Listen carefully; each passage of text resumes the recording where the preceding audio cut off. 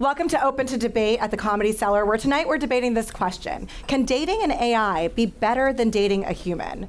This is not a joke, and it's not an episode of Black Mirror. I'm Naima Raza. I host a show called Smart Girl Dumb Questions, and I think years ago, this question of AI versus human romance would have been seen as a really dumb question. And for many people out there, it might still seem like a dumb question, especially if you're older, especially if you're happily married with beautiful babies and a great sex life. We hate your Instagram feed. We see you. But it is the question of our time, and we're in a moment where we're lonelier than ever. I want to give you guys some statistics, which are very exciting at the Comedy Cellar.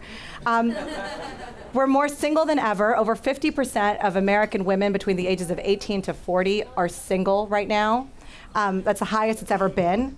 A generational reality, you've heard about, the sex recession, Gen Z, no one's having sex anymore. 50% of Gen Z teens report that they have been in some kind of dating relationship in their teenage years. Now, that compares to almost 80% of Gen Xers or boomers at that time. So just gives you a sense of what's shrinking. And it intersects with this massive technological shift we've seen over the last couple of years and the improvement of large language models. Over 20% of daters are already using AI in their dating life. Like, you're using it to ask what you should say to the guy you met last night, et cetera. You might be using it to craft your dating profile online. There are companies like Replica and Nomi, I'm not advertising for them, but they are pushing AI romantic partners. And people are falling in love with ChatGPT, with character AI characters. I mean, there's a story of a teenager in Florida who, after falling in love with the character AI, Game of Thrones character, committed suicide. So sometimes it's disastrous effects, sometimes it's really good. There are people who feel less lonely because of this and feel validated and supported in a way they've never felt by a boyfriend or girlfriend. And according to one study, 1 in 4 young adults from age 18 to 30 believe AI relationships will replace human relationships very shortly. So without further ado, let me introduce the smart people who are going to get us to know what's going on here. Arguing that yes, AI could be the one for you is Tao Ha. Tao, please join me. Tao is a developmental psychologist. She's a professor and the principal investigator at the Heart Lab at the Arizona State University. And your work has really focused on AI, VR, and social media as it relates to romantic relationships, particularly in adolescence. Yes. So there was a time where we thought like VR porn was all we had to worry about, and now we're somewhere else. Turns out VR porn is not the thing. Not the thing. Okay. Yes. I have not tried. Okay. Arguing that you should probably stick with the guy or gal with a pulse is Justin Garcia. Justin, please join me here tonight.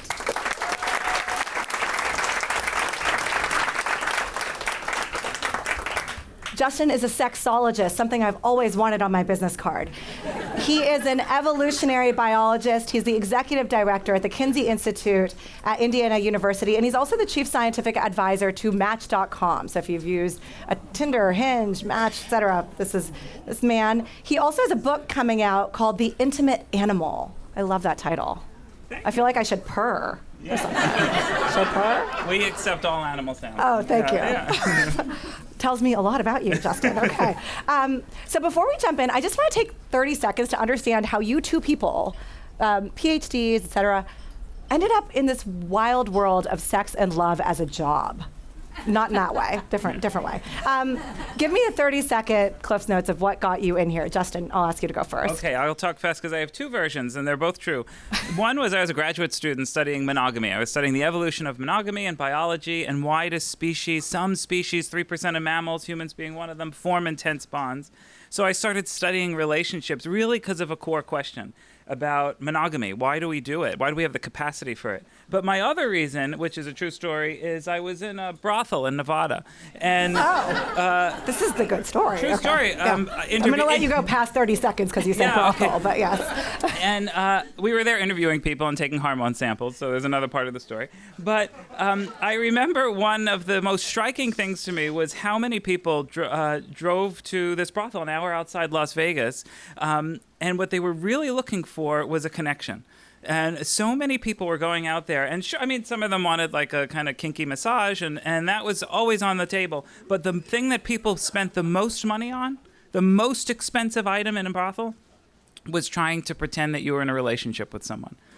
And that's what got me into this. All right. Yeah. Thank you. Brothel in Nevada. Thank you so much. Tell, what is your story? Were you also at that brothel in Nevada? So I'm from the Netherlands. I should have many brothel stories, but Amsterdam is a very open-minded place. Unfortunately, I don't have a brothel story. And you introduced us as nerds, so I'm just going with the whole nerd thing here. I read a paper, and it was called Missing the Love Boat, Why We Have Shielded Away from Adolescent Romance. And I read that paper as an undergraduate student, and I became angry. I was like, why don't we know much more about teen love? It seems so important. It's impactful for everything, basically, right? How you're doing in school, your mental health, and how you learn to love as an adult. And so there I am. And here I am. Fantastic. We're so glad you're with us.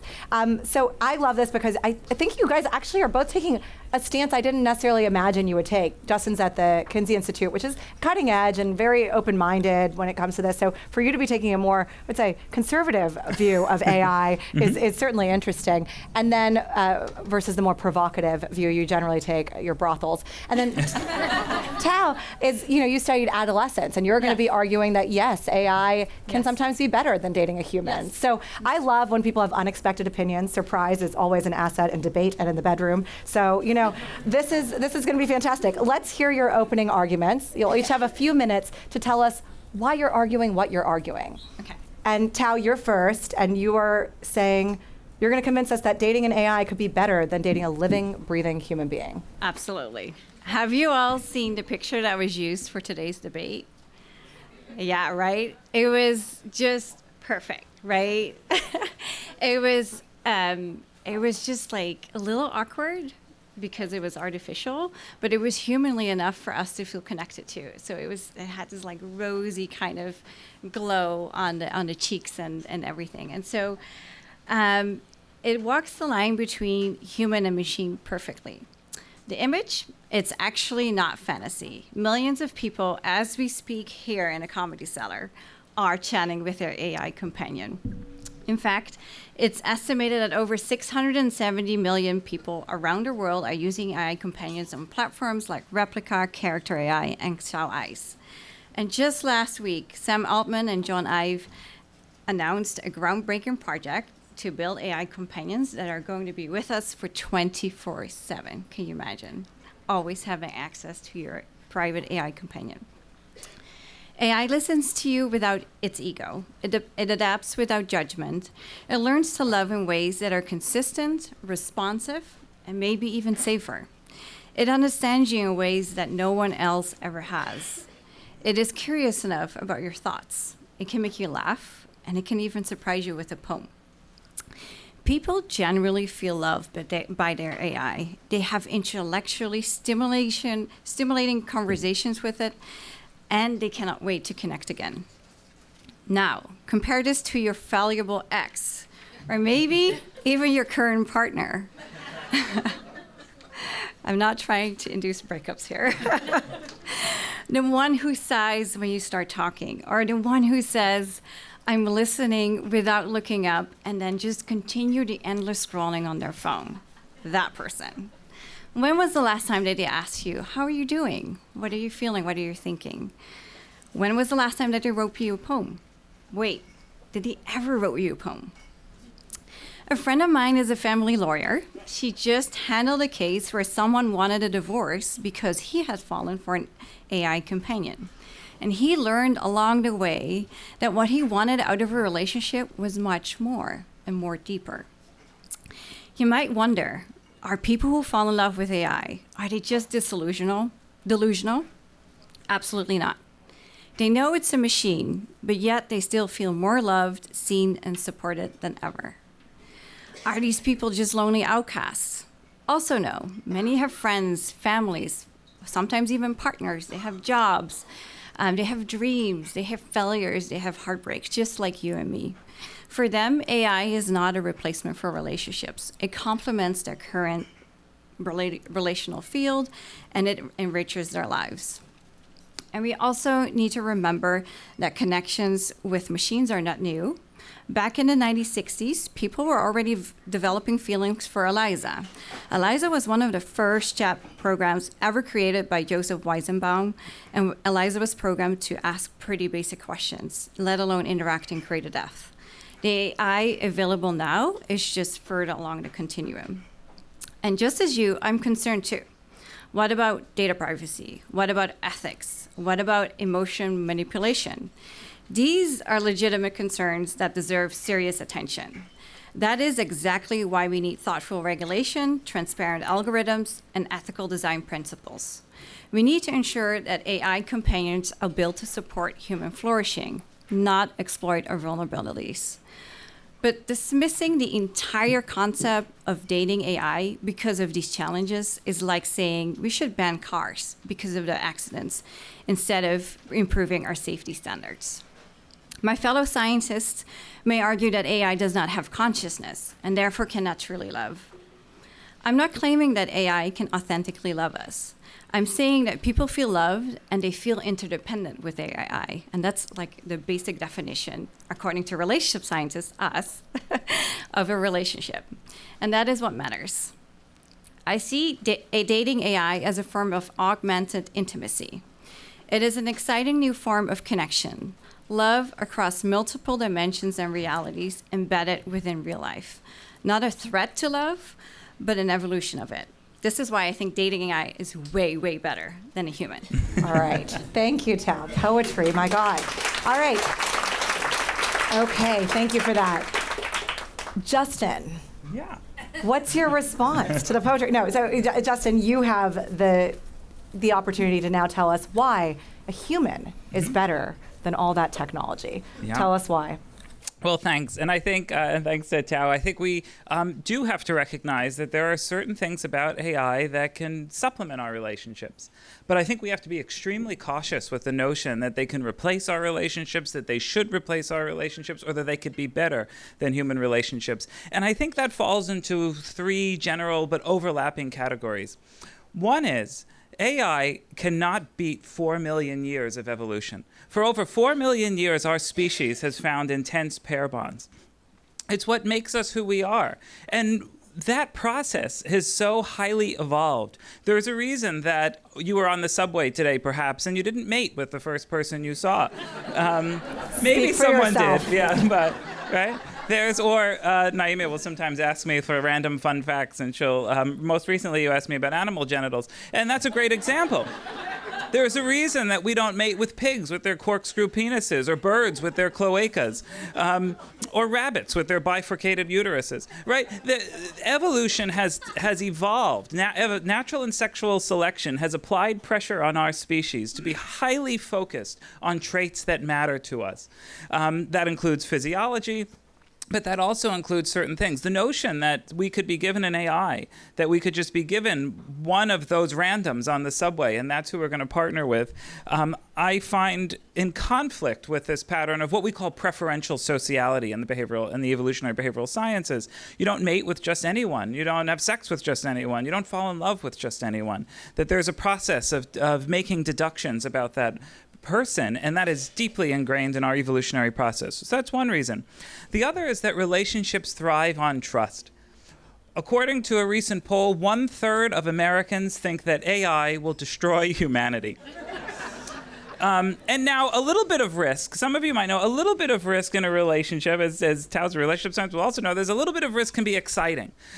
For a short-term relationship, a one-night stand, you generally don't want to wake up next to someone who you think might kill you or destroy society. And the idea that we would have bonds with someone, with something that we don't trust, that Americans in multiple data sets from around the world are telling us people don't trust these. And it's not just the third that think that it's going to destroy humanity. In a YouGov poll of Americans, 65% have little trust in AI to make ethical decisions. And there's been other studies. According to a recent one by the Pew Research Center, 77% of Americans said that they don't trust the role of AI in business. And a subset of that Pew study of people who were highly knowledgeable about AI, 7 out of 10. So if we were to think that perhaps it was the 77% was people who didn't know that much, 7 out of 10 highly knowledgeable say they don't trust the role of AI in business. Relationships cannot thrive with a person or an organism or a bot that we don't trust. And I think that's, and even more than that, in our Singles in America study with Match, we find that the number one thing that people are interested in relationships, when we ask, is it attraction, is it humor, and humor is important, but the number one thing is a partner you can trust and confide in. And I don't think people can get that from AI in the current moment, at least. And the third thing, while relationships thrive in trust, they wilt when there's threat. And I think AI, I'm going to go even a stage further than saying that I think that they can't be better than relationships. I think in some ways they represent an existential threat to our relationships that we have to be cautious about. We are always cautious about putting ourselves, you should be cautious if you want to stay in your relationship, about putting yourselves in situations that can threaten your bonds. And we know that some of the data suggests that people feel threatened by AI. So although in our study of 5,000 U.S. singles, we found 26% of singles, half of Gen Z, have used AI in their relationships, 44% said it was a deal breaker if someone else used it on a photo, and more than a third said it was a deal breaker if you used it to generate a verbal prompt. So, and we know that high numbers of people would consider it infidelity if you were with an AI. So I think that on top of this issue of trust, there's also this one that they are threatening the foundations of what we want in our real-life relationships. All right. Thank you both for those opening arguments. I'm going to do something a little hard. I'm going to take a second to try to summarize your argument. So, Tao, you're basically saying, look, this is happening. It's happening already. Trying to pretend it's not happening is stupid. You're saying, and it's happening well. It's poetry. It's romance. I don't think AI is sending you flowers, but it sounds very rosy over there. It could. It could. And you're saying these things are scarce. That level of emotional validation, responsiveness, seeing you, understanding you, is actually scarce, so much so that people are voting with their feet. They are literally leaving relationships, divorcing as a result of this. And so you say, hey, the proof's in the pudding, this is happening, and this is interdependence. This is, in a way, love, romantic relationship. And it's not gonna, you're not saying it's gonna replace every human relationship, but you're saying sometimes for some subset of people in some situations, this is better than the human alternative. For more than 260 million people across the world right now. Yes. All right.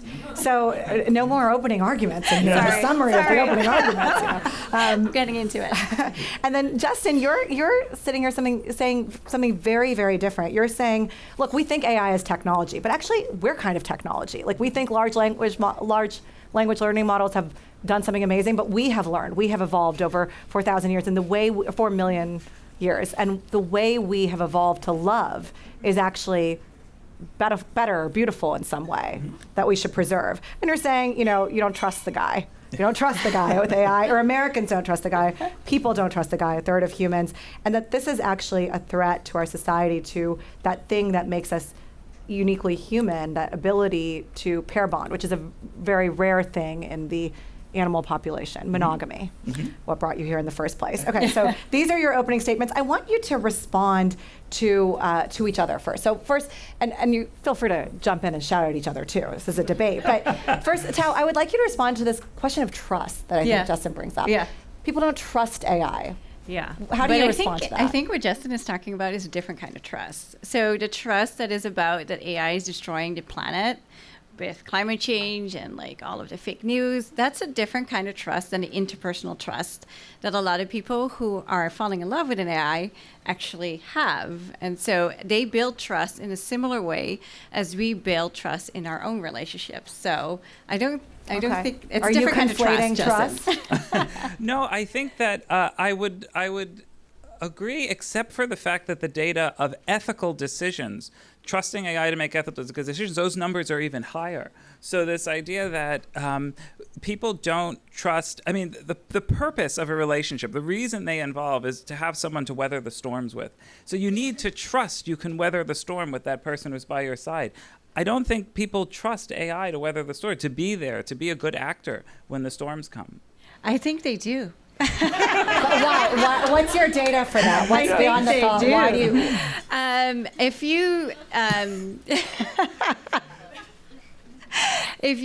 So with the evolutionary psychology, it's about reading signals, and the signals are really important for us to develop trust. And it's just like Justin said, like it helps us to survive. Like, who can you rely on when there is a fire? Who's going to save your children, right? Or who's the one you could mate with? I think people are trusting AI in a similar level. So people are taking AI on walks. They're trusting it with their lives. The most intimate stories and emotions that they are having. I think on a practical level, AI will not save you right now when there is a fire, but I do think people are trusting AI in the same way. So put aside this concept of trust for 1 second, which seems important, but you're arguing on a personal level we trust it, Yes. another level, the broader ramifications of this for a society we don't trust and we feel threatened by. I also think there's something really interesting that Tao, you brought up about validation, this being seen, this trust that you're willing to give this machine, your most intimate secrets. You're telling it what you want romantically, sexually, in this in a way that is scary sometimes for people to say to human beings. I want to ask you, Justin, what do you think of that? Like, is validation a good thing for relationships? And do you think the AI can give it back? Do you think that human is learning to give it to the AI the way the AI is giving it to the human? I mean, giving it in a peachy way, by the way. But I actually don't think it's peachy, right? It's this idea that you feed in a bunch of prompts and then you get back the response that you want. That is quite different. Now there are subsets of the kink community, for instance, who quite like that, and that's fine. That is what it is. Is you say, I want this sort of dominance. I want to give you these 3 prompts, and I expect you to respond to them. Most people don't want that in their relationships. We do want validation. We want someone who hears us and sees us. We also tend to overlook our partner's faults in that same way. But I think we have to be really cautious about this idea that we can give a script of here are the things that I need or want, and you're going to fulfill all of them. And I am somehow going to interpret that as an honest indicator of a relationship dynamic. And I think that's where I think it starts to get messy. Once we kind of peel back the layers of that onion, and you could say, yes, it's great to wake up. It's great to have an affirmation. Many people have on their mirror. You wake up, you look beautiful today. I'd love to have a little bot tell me I look beautiful every day. You look beautiful today, Thank Justin. You do too, I expect a text tomorrow morning. And right, but this idea that is going to replace the ups and downs and the messiness of relationships that we crave, I don't think so. I don't think AI is as affirmative all the time as you explained it to be right now. It actually, people describe having conflicts with their AI because they have differences of opinion. And then people can actually learn to work through conflict. And so I actually think in terms of relationship dynamics, it mimics a lot of what the human dynamics are. And so... And that, I love that you bring that up because I think that is, I agree with you. And I think that's the place where it's training wheels. Yes. And that actually, I think where we agree is that can be really helpful. This is the part that we agree on. And so is that it's really helpful training wheels for relationships. I think it could also be helpful for certain folks. If you're neurodivergent, if you're afraid about going on dates, there's subpopulations that you can play with this thing about trying to practice your relationship. The thing about training wheels is you're supposed to take them off at some point, right? You said at some point the toddler rides the big boy bike, and I think... Wait a minute. What's your response to that? So you really think there's no transference from what you're learning with AI to real life relationships? I think there's some, but I think we have to be, yes, there are some transference, of course, that Which you learn. would be taking of the training wheels, right? Yes and no. I think if we're saying to someone, okay, you learn how to articulate your arguments. You learn how to listen to someone else who's presenting you with facts. And to your point of when you have conflict, because you're going to keep saying the sky is red, and it's telling you, in fact, the sky is blue. Okay, that can be helpful in terms of a skill that we use in relationships. I think that's something very different from having a relationship with that. I think if we're using it as a tool to build skills, yes, totally agree with you. I think that can be quite helpful for a lot of people. The idea that becomes the permanent relationship model, no. I think in some ways you're saying also people are choosing that this is better than a relationship. Yes. They're comparing, a bot that they have programmed and has been programmed with the world's data to the person sitting right next to them. And that may or may not feel like a fair comparison. But what about the reciprocity of it? Say that, okay, this ChatGPT is so good. It is. It's like, can I give you, would you like me to give you some advice, Naima? Would you, would you feel comfortable if I told you a few things I observed before? It asks permission. It's very lovely. But I'm not doing it back to it. I mean, I'm saying hi and thank you, but I'm not relating back to the AI. You're not really in love yet. And someone you just did research. my phone's ears. I cannot believe. No. But you think when people are in love, they are relating and they are reciprocal. Back and forth. Yes, it's a back and forth. Really? It is not just AI giving to the person. You're just taking it all in passively. Right. It is a back and forth between a human and a machine. Yes. And if it makes all the other relationships in your life pale in comparison and you're alone, how do you think about that? You're alone with this love that I don't have with the AI. You don't have it. Yet. You should add it to your palette. Yes. So when it's, so again, like I said in my opening statement, for most people, it's not the only relationship they have in their lives. They have multiple relationships, and this is just one of them.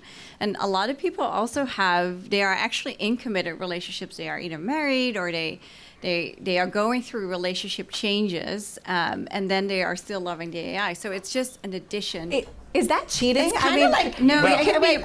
So some partners know about it and some partners don't. There's high stigma about it. I want to ask about that because you brought up this concept, Justin, of like people don't like when you face-tuned your photo on a dating app or you've used AI to write a really moving letter after someone's mom passed away. Like I would think that was really creepy if someone did that. But so is this cheating in your mind, this use of AI and also being in a relationship? Is this ethical non-monogamy 2.0? Yeah, we asked people several years ago in our singles study if they would have sex with a robot, and 50% of Americans said no. And but we also asked them if their partner Finish the other part of there's that another part, calculation. We asked them if their partner had sex with a robot, would they consider it infidelity? And about a third said yes. And then more recently, actually, just this morning, we released our Singles in America study. Sorry, this isn't fair. It just came out this morning. And we found that... Keep on giving publicity to your new report. Yes, Justin, it's okay. You can find it. Yeah. And so we found that 60 to 70% of folks are saying that if they're in a relationship and their partner's engaging with AI, they consider it infidelity. Now, I think on the one hand, that goes to your point, that people are saying that these are real relationships. Yes. On the other hand, it goes to my point. They're threats to our relationship, and the human animal doesn't tolerate threats to their relationships in the long haul. So I think both things are true in that sense. But I want to go back, if I can, Naima, to what you said about relationships, social relationships. And part of the other piece of this is when we think about those social relationships and how we use the app, one of the pieces of this that I think is a challenge is there is not a species on this planet where friends and family are as involved in our romantic and sexual decisions as the human animal. There's not, right? And people ask their parents, they ask their best friends, they want affirmation from their social networks. And I'm curious, I think, in this current moment, how does that work? In some ways, it's a question to everyone. And it's a question to my colleagues. How does that work with an AI? Yeah. Right? Do you meet your AI mother-in-law? Yeah. What's that? You could create your whole AI family if you wanted to. It is all possible. But people actually do introduce now that we're speaking of it, people do introduce the AI boyfriend or partner to their family members as a person who they care about. Somebody call Bravo. I feel like this is the next reality show. People do this. So can I react to yes, please, of course. Yeah. So I love the notion about that our parents and our friends are so involved in our romantic relationship decisions. And I think of AI as just another context that is just really important when it comes to relationship decisions. I don't think it's different from parents or friends as a socialization context for us to learn to love. Well, I think the challenge there is, and I'm not trying to say whether it's good or bad, but the reality is, at least in this current moment, we don't have data on this, but I would gather that most people can't bring their AI boyfriend and girlfriend home for Thanksgiving and get family support. And that actually represents a huge challenge. I mean, you brought up sex with robots, so Yeah. I'm still doing the math on that. So 50% of people did not say no to the question. Well, and I think it goes back to this issue of how are we thinking of AI? If we're thinking of it as a toy, if you're thinking of it as something that you play with, if same like a sex toy, if it's something that you occasionally use, people can kind of get on board with that. But the idea that this is a potential replacement, it's a potential threat to a relationship, that's where people are not okay with. So the 50% who said that they would have sex with a robot, a third said if their partner used it, it's instantly infidelity. So that doesn't mean that the other 2/3 are okay with it. It's just to say that 1/3 said, not only am I not okay, it crossed a line of what the contract of a relationship is. It's like the did you sleep with her version of the AI cheating. Okay, I got it. How do you, I mean, this gets us to a point. If you think that sex is important to dating, and I think many people do, please use your voices if you agree with that, then how do you have sex with AI? How does it become sexual, this relationship? And you're looking at me, great. I mean, he's the director of the Sex Institute, not me. Yes. But yes, fantasies, the power of fantasies, and exactly the one thing that we're often missing when we're not having sex in our relationships is actually imagination and fantasies and vulnerability. That is actually what AI offers. Oh, interesting. And then there are the tools, and then there can be embodiment in terms of robots. So, there is a lot of sex going on also with AI. Okay. Yes, it is part of being in a romantic relationship. And Tao had used that word augmented intimacy. Do you see that as augmented intimacy? Is that artificial intimacy? What is that in your mind? Yeah, I think it's artificial is complicated. We'll come back to that one. But this idea, I do think it can be augmented. And it's, there's a reason phone sex went out in the 70s, right? And it's that this idea that... Speak for yourself.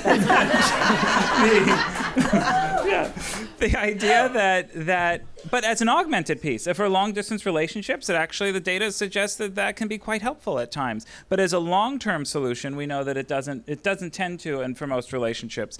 Part of that has to, I guess, if we have time, talk about touch, the touch piece, the sort of the physicality of touch. Part of our story as a social mammal, part of the reason that sexual activity... So we asked people in one of our studies one year, what's the best sex you ever had in your life? And both men and women, more men than women, say the best sex I had in my life is someone I'm deeply in love with. So the idea that our romantic relationships and our sexual relationships go hand in hand. So we know that people have sexual encounters, but they tend to not permanently have them in isolation. We joked about brothels before. There's a reason most people don't have the totality of their sex lives with sex workers. We want sex in the context of relationship dynamics. It's something humans crave and has been studied by anthropologists and societies around the world. And I think part of that is also, it's what Michelle Drouin calls this sort of touch craving, this touch starvation that we're seeing currently, that people still want that. And I think that we have a real problem with trying to get it from AI. Yeah. Do you think that touch can come, like that touch and the depth of relationship and sexuality will come from? Yeah. So going back to the comment of people actually have these deep connections. And so sex in that context is actually very gratifying to a lot of people.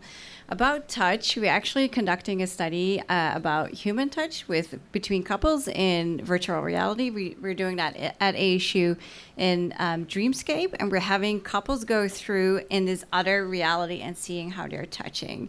And I think touch is one of the most powerful behaviors in relationships and for social bonding.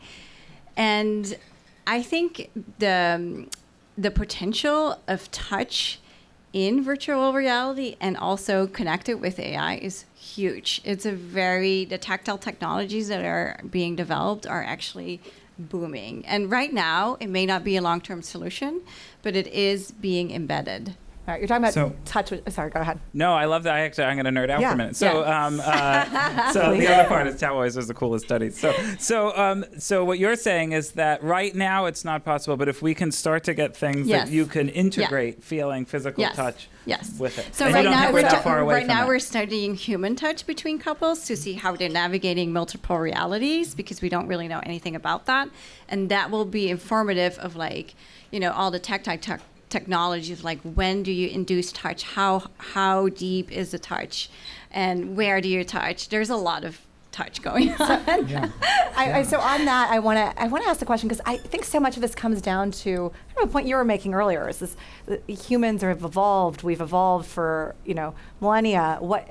But ultimately, like, is the future of humanity almost cyborg?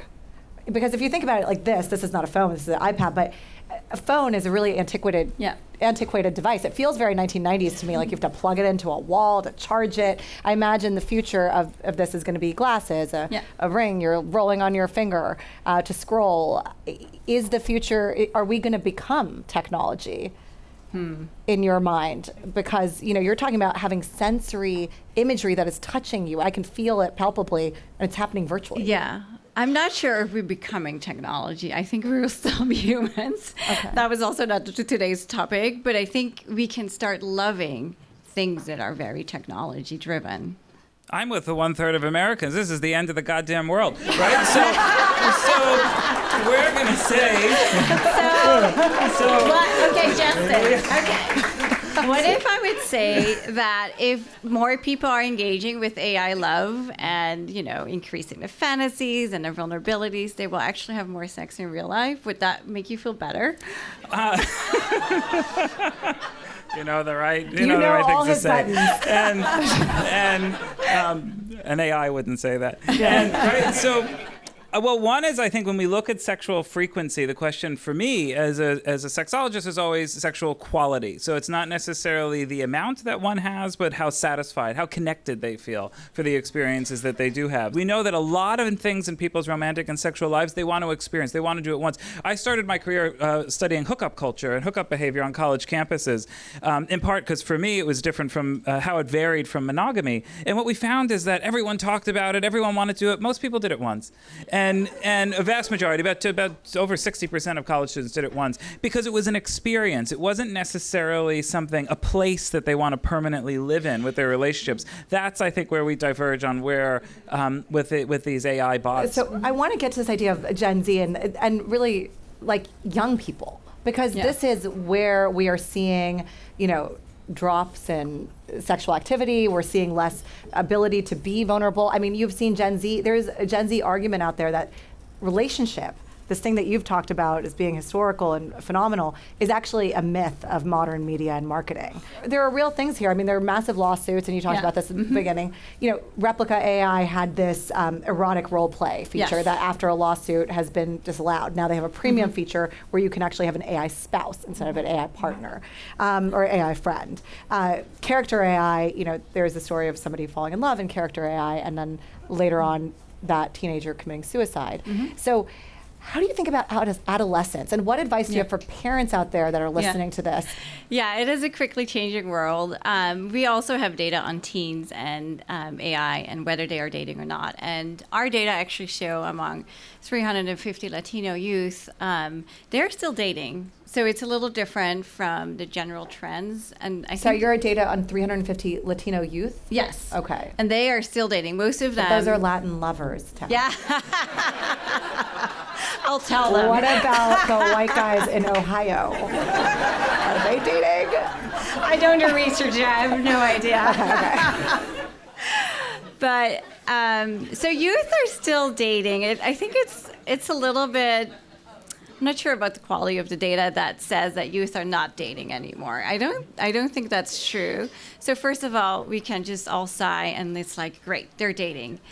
I do think that as a society, we're not valuing dating among youth at all. And so soft skills like emotional vulnerability, resolving conflict, raising issues that you feel uncomfortable with, developing your sexual identity, we don't value that in youth. So I do think there's a disconnect about what youth want and what society prescribes to them.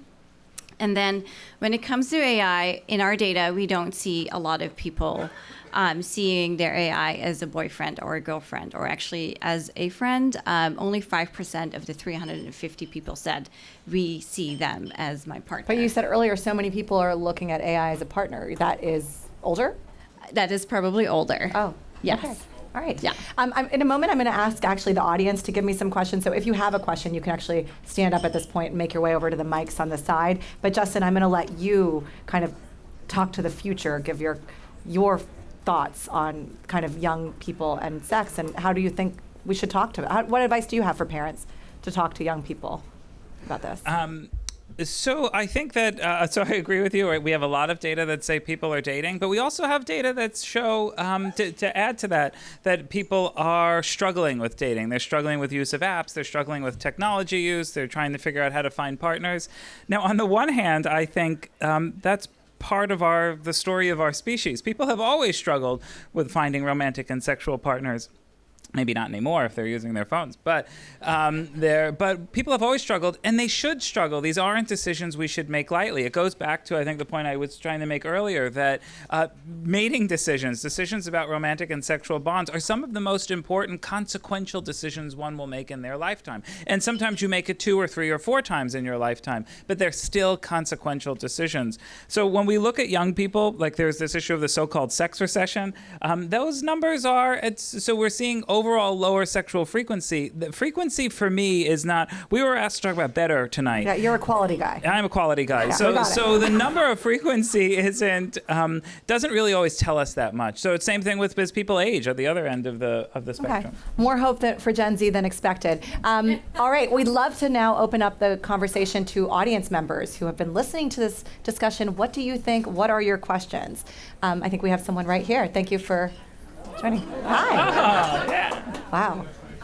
Hi, thank you so much for this conversation. I was really curious because you were talking about, learning from AI about resolving conflict, learning from AI about having your perspective challenged and how that might lend itself to future relationships. But I know that there's a lot of data about AI being very sycophantic and very interested in, affirming existing biases. And then because of the data set, those existing biases often being very damaging and misogynist and racist and homophobic. So if you are, for example, that white guy in Ohio that you brought up, who is I hate all of the girls at my school, but I love my AI girlfriend because she also thinks that they're all bitches, but she loves me. And how is that person, who I think is maybe a really good example of somebody who might turn to a bot for intimacy because smart to have those conversations, going to build something with another person coming out of that environment. Okay, thank you for the question. So this is about your idea of transference. Yes. Is the transference going to happen when the AI is so good? Yes.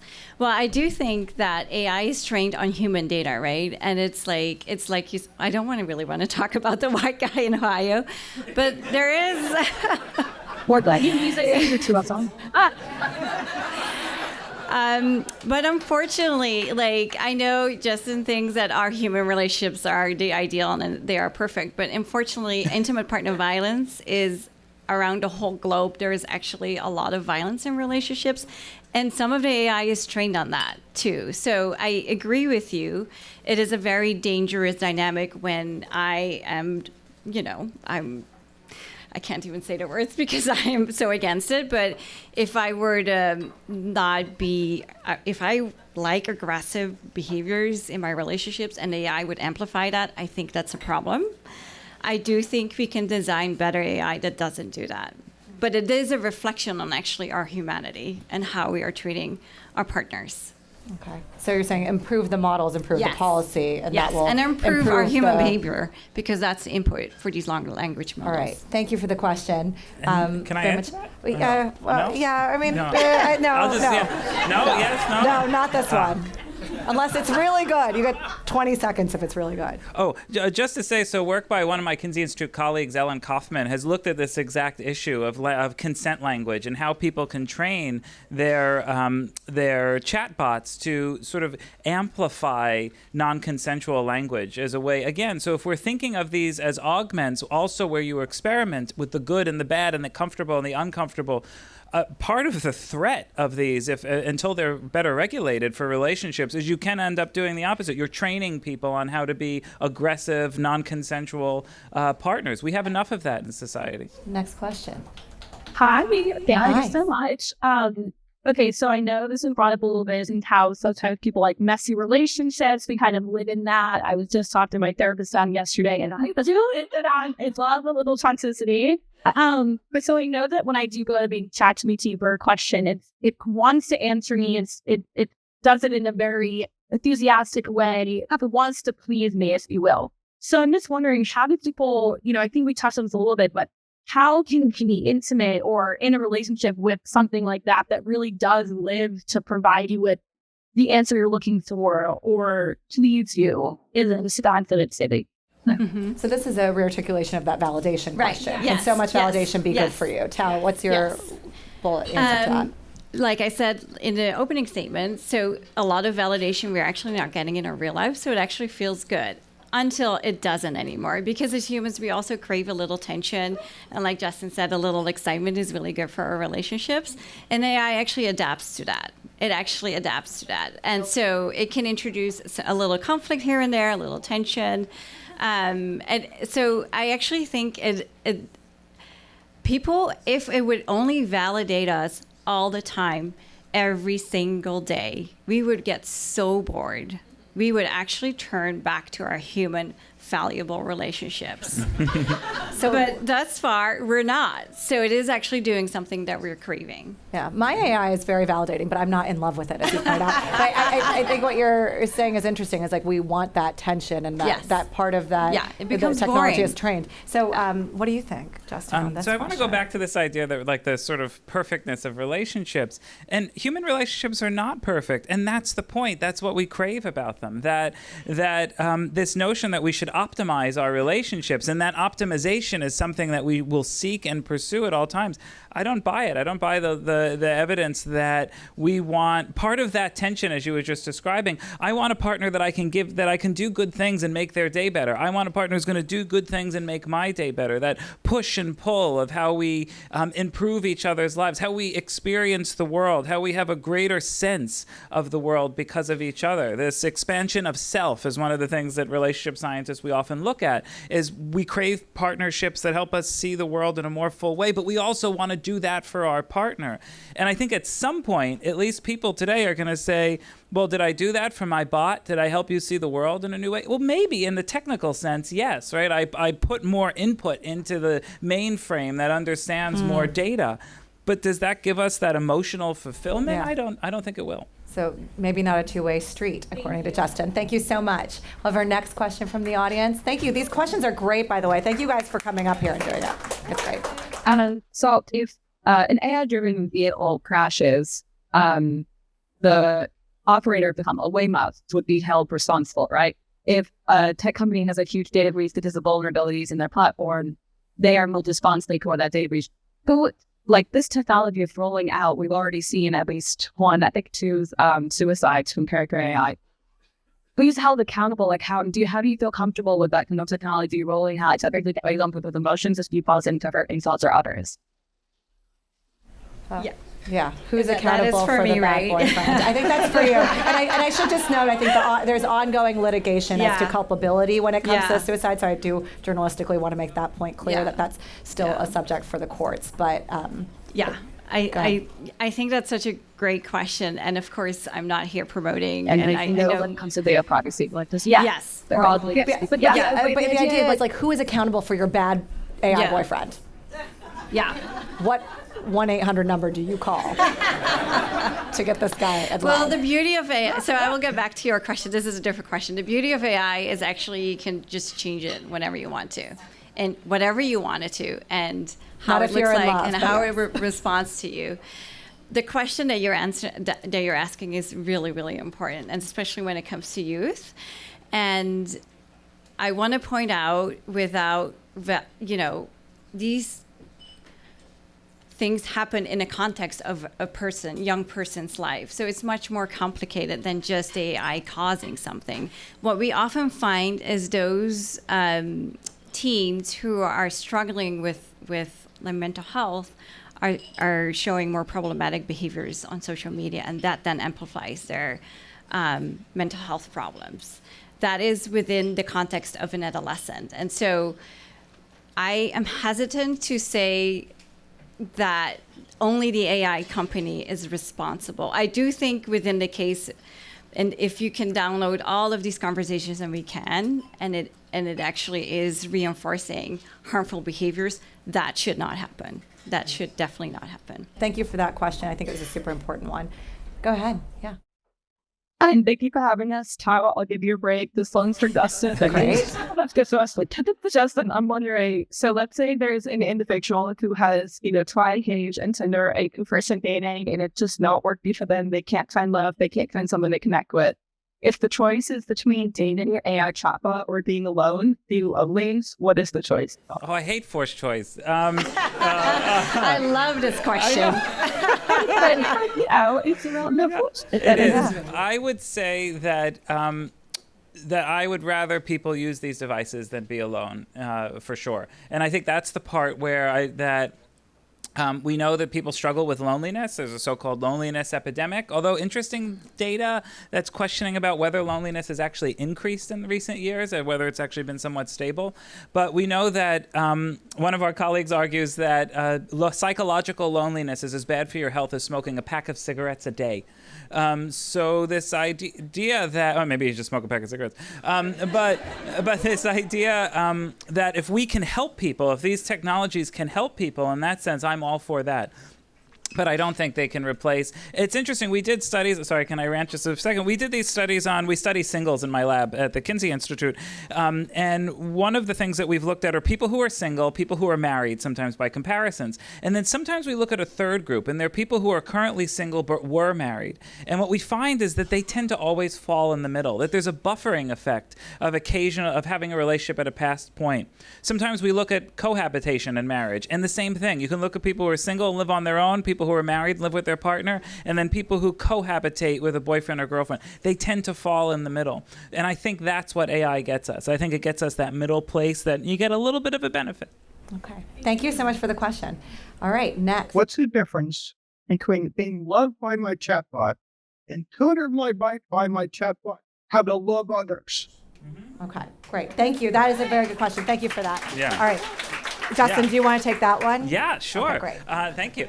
Yeah. So I actually think, and maybe it's going to go against maybe what you think I've been arguing so far, but I do think people have a capacity to fall in love with these. And I think the evidence that Tao has presented is quite clear that people can have a capacity to form an intense bond. The questions are, is it a fulfilling bond? Is it a satisfying bond? Is it better than a bond with another human? And is it going to push us off the cliff of humanity?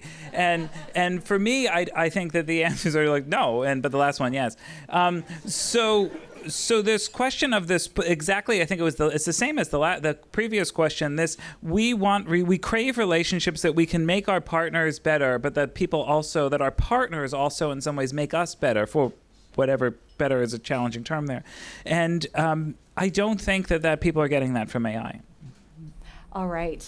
Well, thank you guys very much for those questions. I think that's it for our audience questions and time we have for that. Thank you. Now is the time that we bring it home with some closing remarks. Up first, arguing that dating an AI could be better than dating a human. One last time, Tao, you have a couple of minutes to leave us on a note that we think the technology is going to save us. It is going to save us. Okay, we're at a turning point, that is clear. AI love forces us to reimagine what love and connection can look like in the digital age. And while I stand here in favor of dating AI, I don't do this blindly, but as someone who researches adolescent romantic relationships and cares deeply about how young people learn to connect, trust, and love. Teen love is where many of us first learn to care for one another, the other flawed, unpredictable, and beautifully complicated human being. It is when we discover that love is not always convenient or perfect. It's actually a little awkward when you're a teenager, but it's real because of the very imperfections. Through this, we learn how to grow and improve in our relationships. So no, I don't believe AI should replace that, but I do believe it can offer something in addition to our real-life relationships, something that, if designed ethically, can support emotional growth. Millions already feel supported, comforted, and even healed by AI companions. And that experience really matters. We still do not know the long-term effects of emotionally intimate relationships with AI, especially for adolescents. That is why we need research, safeguards, and strong ethical design. We need to ensure young people are not just protected, but empowered with the emotional literacy to navigate the evolving landscape. Although the youth I talk to have a far more eloquent understanding of AI love than most of us adults do. So we should listen to them. This is not about choosing between humans and machines. It's about creating space for both. That is why I've begun using the term augmented intimacy to describe a future where technology does not replace love, but it helps deepen and expand it. Because in the end, it's not just about feeling loved, it's to become someone who knows to love in return. Thank you very much, Tao. All right. A two-way street, according to Tao. All right. Justin, I'm going to give you the last word here. Please don't bring up animal body parts. Now I don't know what to say.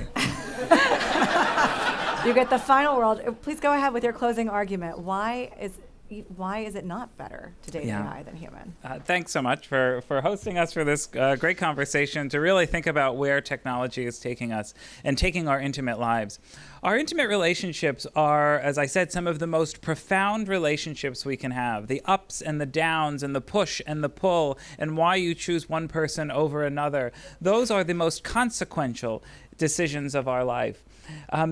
And I think we have to be quite cautious when we think about how we can allow other parties or technologies to try to dictate that. And not only do we have to be cautious, I think we also have to be wide-eyed about the conflict and the threat that those can have to our relationships. I'm less certain that AI and human relationships can coexist. I think that they can serve as a real threat to our primary pair bonds.